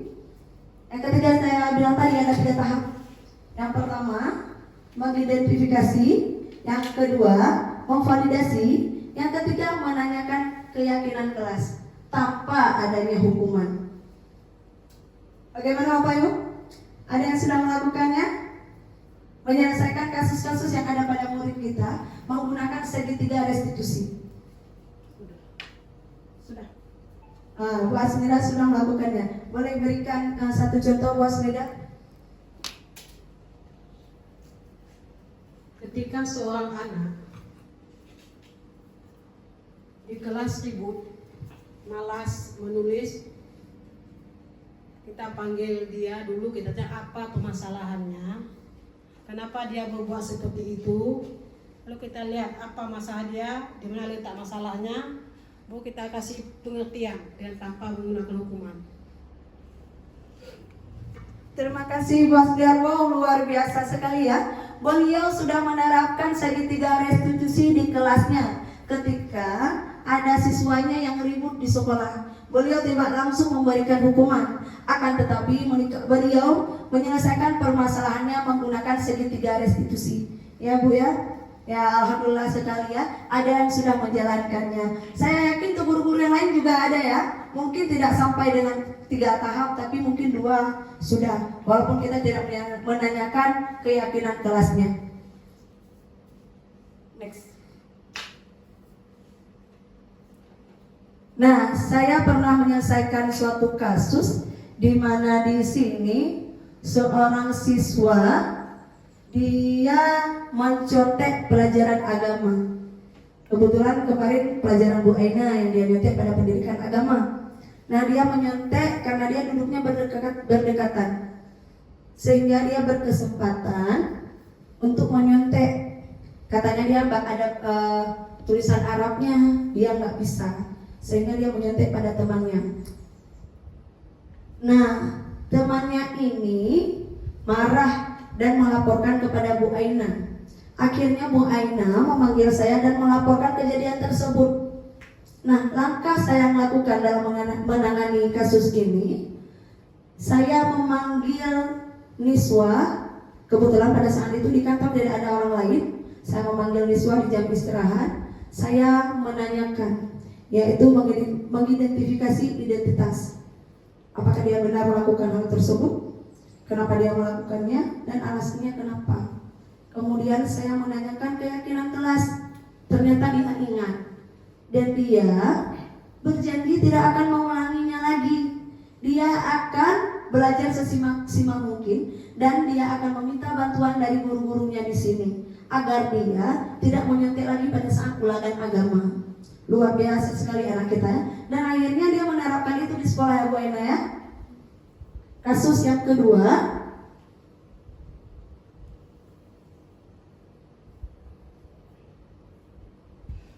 nah ini kasusnya yang sering sekali terjadi di sekolah kita. Jadi anak saya Munira sering datang terlambat, sehingga ada laporan dari guru piket, dari Bu Ani sering Bu Ani ya. Dia melaporkan katanya Niswa sering terlambat. Dan pada saat jam pelajaran matematika, bukan saya yang masuk, dia sering ketinggalan pelajaran di jam pertama. Sehingga saya memanggil Munira menjumpai saya di saat jam istirahat. Saya menanyakan hal itu dan dia mengakuinya. Dia bilang, alasannya apa? Saya tanya. Semua orang pasti pernah melakukan kesalahan. Dan Munira menjawab, kalau dia itu pergi ngajinya malam Bapak Ibu, sehingga pulangnya jam 10 malam. Nah, jam pulang jam 10 malam, dia main HP sebentar. Ternyata bukan sebentar, tidurnya jadi telat karena orang tuanya juga udah tidur, nggak sempat kontrol lagi. Katanya seperti itu, orang tuanya tidak tahu. Nah, bangunnya kesiangan. Saya menanyakan lagi apakah orang tuanya tidak membangunkannya. Ternyata orang tuanya membangunkannya. Hanya saja dia memang tidak ingin bangun, dia masih ngantuk sekali. Makanya dia datang ke sekolah terlambat. Nah, saya menanyakan kepada Munira, apakah akan dia lakukan ke depannya? Apakah ia ingin terus-terusan ketinggalan mata pelajaran? Dia bilang tidak, dia akan memperbaikinya. Dan ia berjanji akan tidur cepat ketika pulang ngaji. Jadi jam 10 dia langsung tidur dan akan bangun cepat, biar cepat paginya ke sekolah. Dan saya bekerja sama dengan orang tuanya.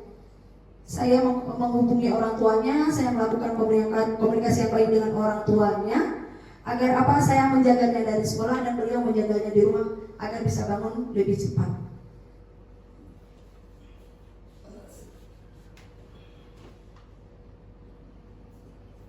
Nah, itulah Bapak Ibu nama materi kita ya. Dari Bapak Ibu ada pertanyaan mungkin kita sama-sama bisa mencari solusinya yang selama ini sudah terjadi di sekolah kita, ataupun ada kendala ketika kita menyelesaikannya. Bagaimana Bapak Ibu?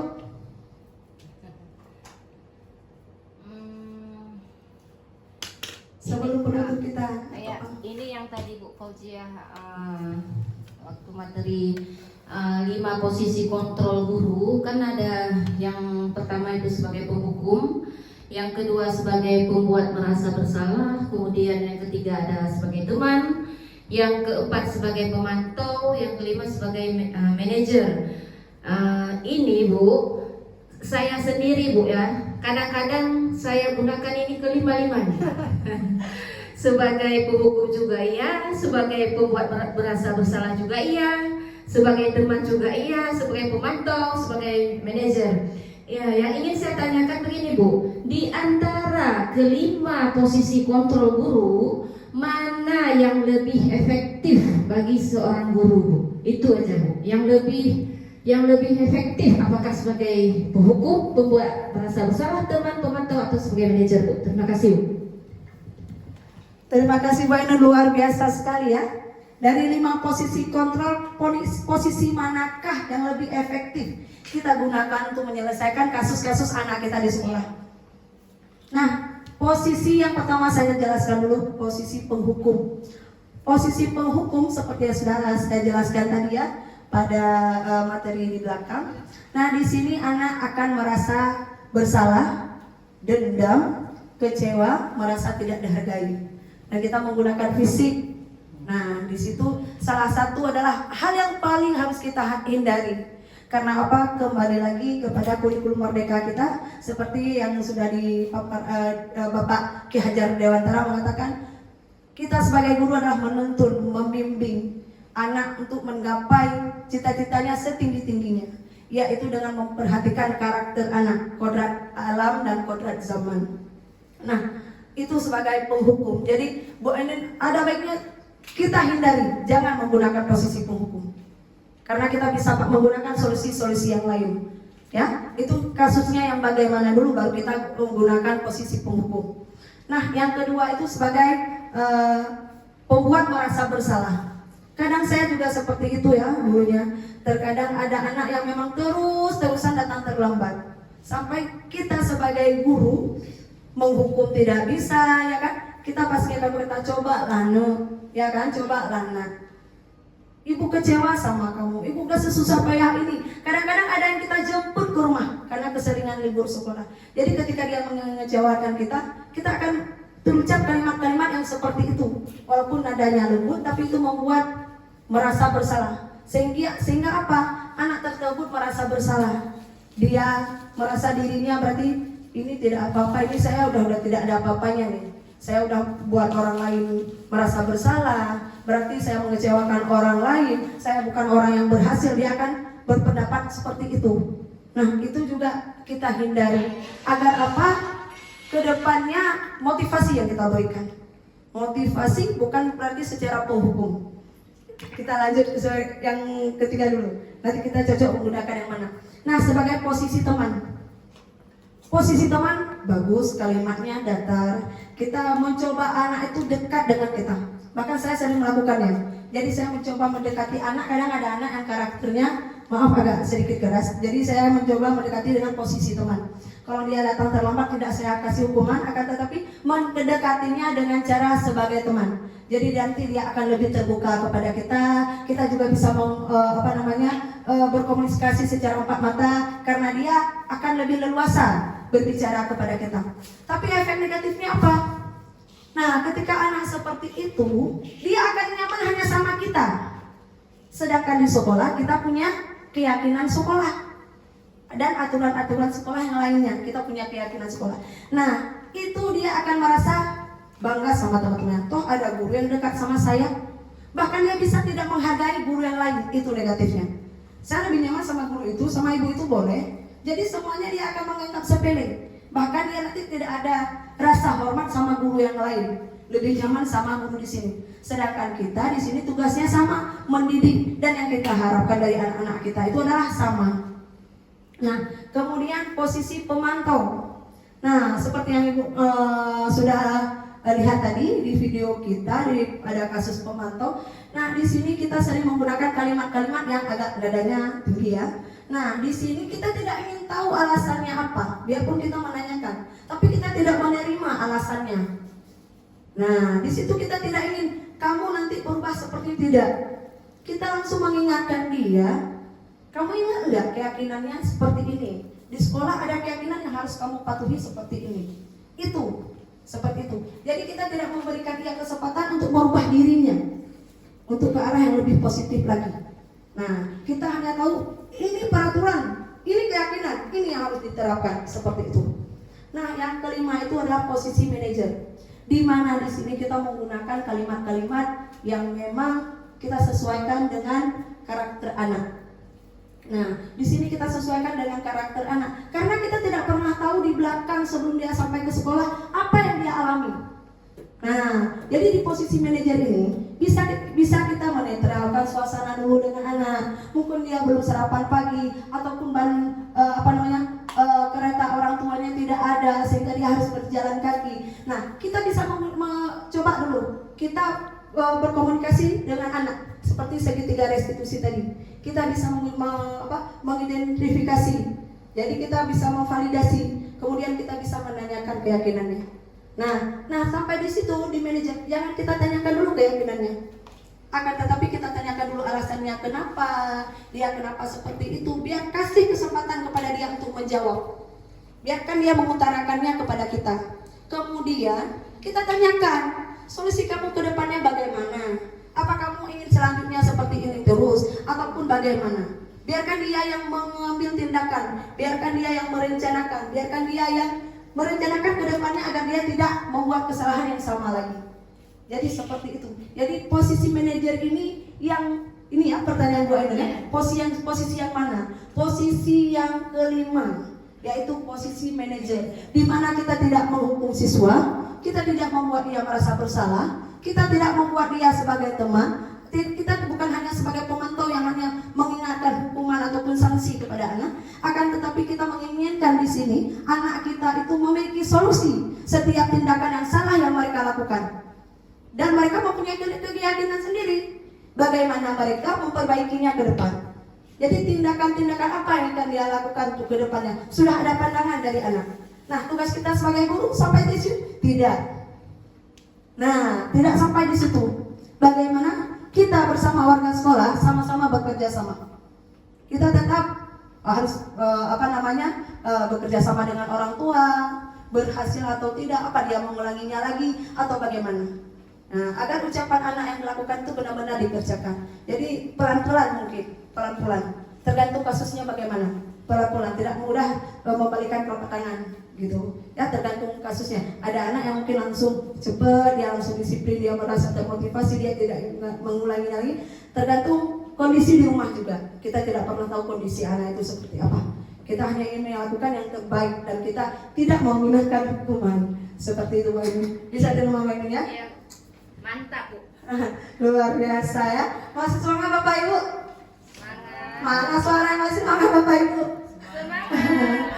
Ya, luar biasa sekali ya. Ini sudah di penghujung acara, di mana kita sudah belajar ya, sama-sama belajar ya, sama-sama belajar tentang budaya positif. Tadi ada 6 materi.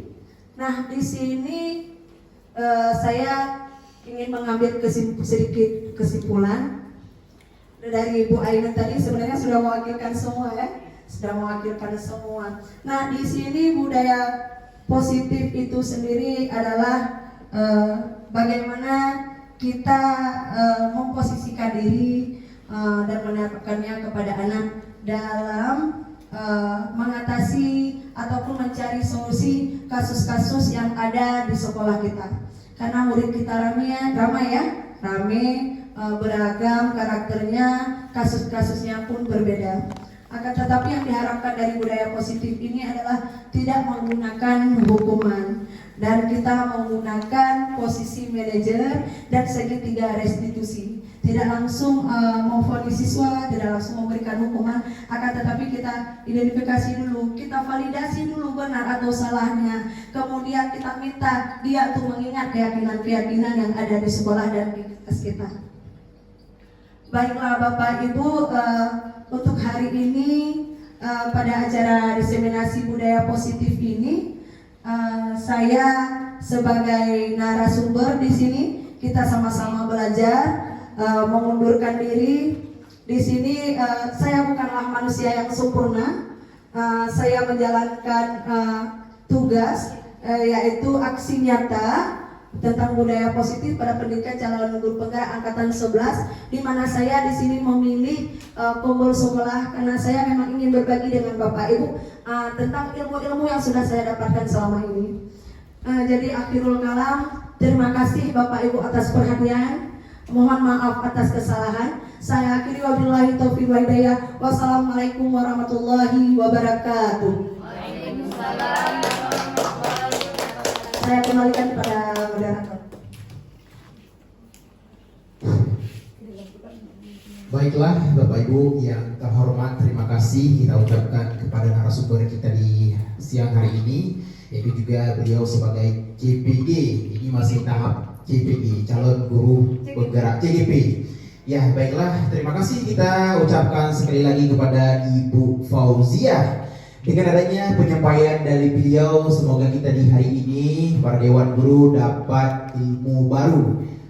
Terima kasih sekali lagi atas bimbingan dan arahannya. Semoga ilmu yang kita dapatkan hari ini bermanfaat bagi kita semua dan juga bisa kita terapkan di Sekolah SD Negeri 3 ID Timur sesuai dengan judulnya tadi, yaitu diseminasi budaya positif. Semoga budaya positif sekarang sudah mulai diterapkan oleh Dewan Guru setelah ada pemaparan oleh calon guru penggerak, yaitu Ibu Fauziah SPD Angkatan ke-11. Baiklah, saya selaku moderator di acara ini juga meminta maaf apabila ada dalam penyampaian terdapat kesalahan. Billahi taufiq wal hidayah. Wassalamualaikum warahmatullahi wabarakatuh.